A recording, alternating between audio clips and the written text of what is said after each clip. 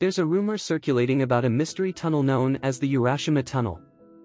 It's said that if you venture through this tunnel, your deepest wish will be granted.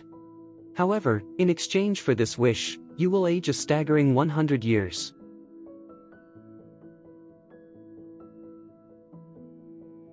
He finds himself at a train station where he encounters a girl he has never seen before. The train station announces a delay due to an animal collision, a common occurrence in the area. The boy realizes that the girl is unfamiliar with the place and kindly informs her about the reason for the train delay. Unfortunately, the girl seems distant and avoids engaging with him as much as possible. The boy notices the girl tightly clutching her bag, concerned about it getting wet. He offers her his umbrella, pointing out that she might catch a cold and worry her parents. In response, she reveals that she doesn't have any parents, to which he surprisingly replies that it's a good thing. Surprised by his reply, she accepts his umbrella and asks for his contact number.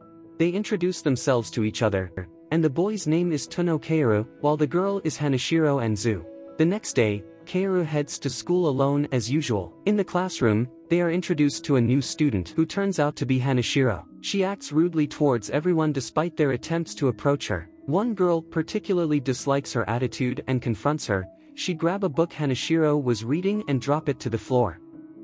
In response, Hanashiro unexpectedly punches the girl in the face, leaving the whole class stunned. Later that day, Kaoru visits an altar dedicated to his late little sister, Karen, and prays. During the night, his drunk father attacks Kaoru and blames him for Karen's death. His father even goes as far as asking him to bring back Karen in exchange for Kaoru's life. Frightened and disturbed, Kaoru immediately runs away from home, seeking refuge elsewhere. While running, he stumbles upon the side of a train rail and discovers an abandoned pathway leading to a tunnel with a triangular-shaped tunnel.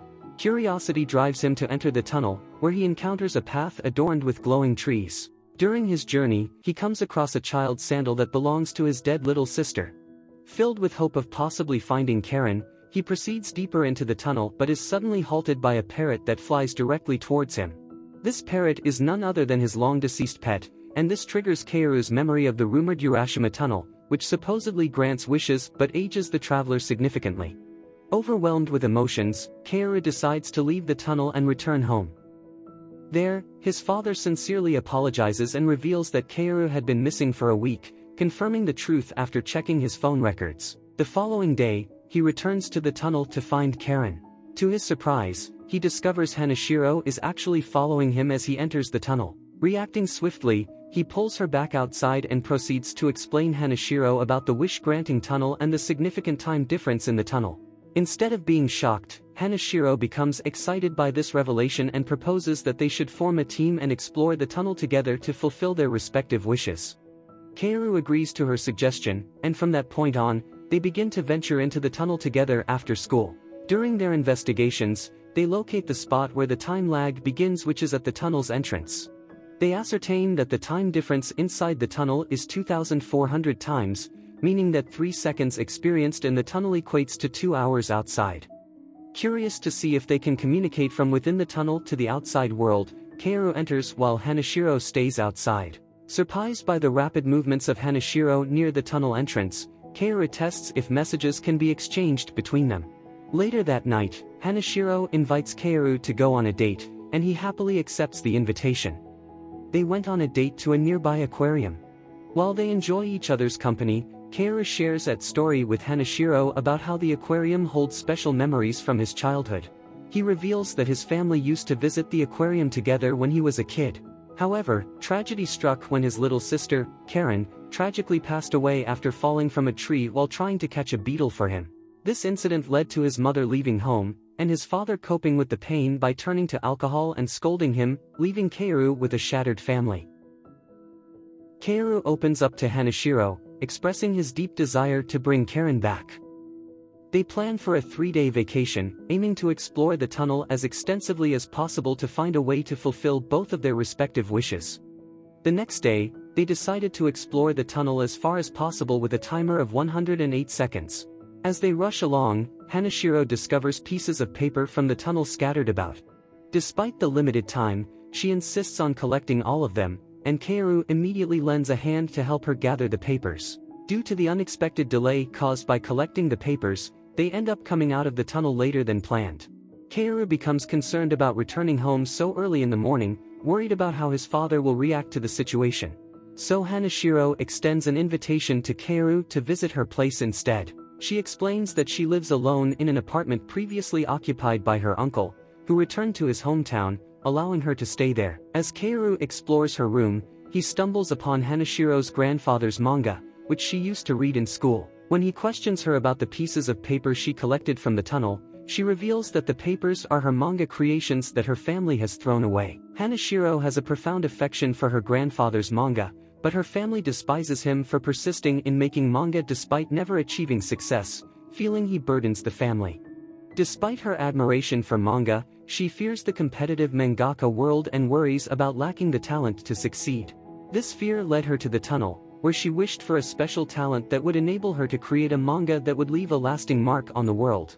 Kaoru then insists on reading Hanashiro's manga, despite her initial hesitation and self-doubt regarding her work.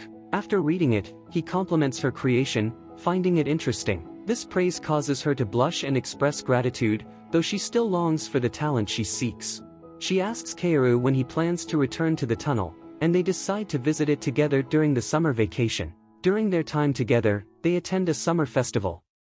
Kaoru takes her to a secret spot to watch the fireworks, where he shares that he might not return for 1,000 years, making this moment special for him.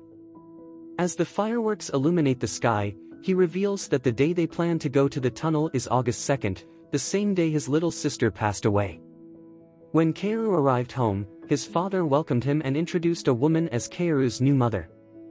Upon hearing this news, Kaoru experienced a panic attack and vomited in the middle of the room, especially after seeing his little sister's altar. Unfortunately, his father scolded him severely and dragged him out of the room. The following day, Hanashiro invited Kaoru to meet up at a cafe. She informed him that she had sent the manga he read to a publisher and received a call from the magazine editor expressing interest. However, she still wanted to go to the tunnel the next day as she remained unsure about her abilities. On their way home, they encountered a train delay, reminiscent of their first meeting, and had a laugh together. The next day, Hanashiro went to Kaoru's house only to learn that he had run away the day before.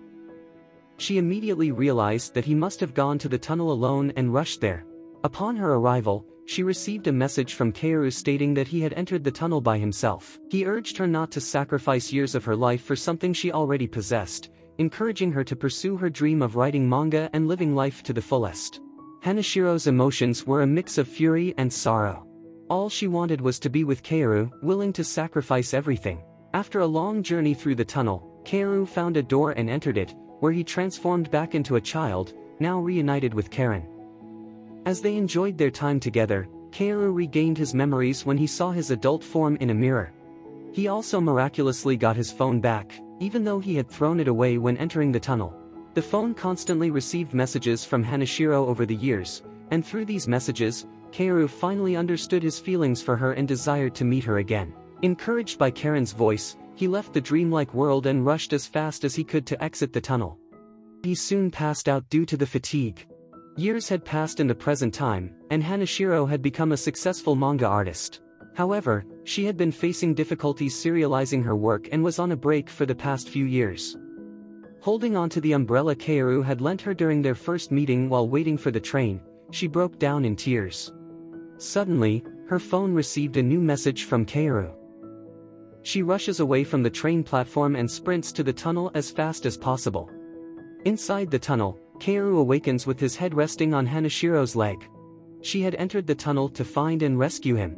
In a touching moment, they share a kiss that lasts for 10 seconds, equivalent to around 6.5 hours outside the tunnel.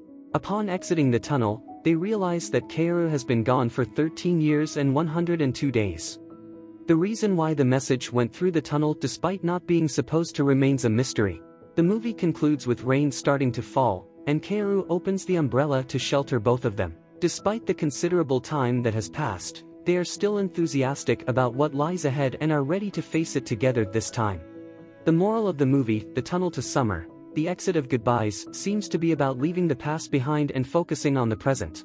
We can conclude that the movie encourages its audience to let go of regrets and painful memories in the past, and instead, focus on the here and now, making the most of what life has to offer in the present moment. That's it for today's episode of Recap. Thank you for watching. Don't forget to like and subscribe.